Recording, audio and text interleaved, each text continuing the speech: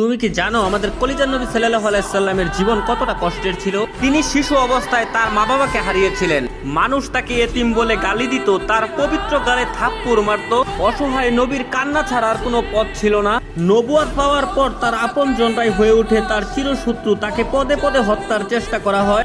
মানুষ তার শরীরে ময়লা আবর্জনা ছুঁড়ে মারত, তার রাস্তায় কাটা বিছিয়ে রাখতো। মানুষ তার শরীরে পাথর মারত। মানুষের ছুরা পাথরে নবী করিম সাল্লাল্লাহু আলাইহি সাল্লামের দাঁত মুবারক শহীদ হয়ে যেত। নিকৃষ্ট পাষাণরা নবীর পবিত্র মুখে থুথু পর্যন্ত ছিটিয়ে দিয়েছিল।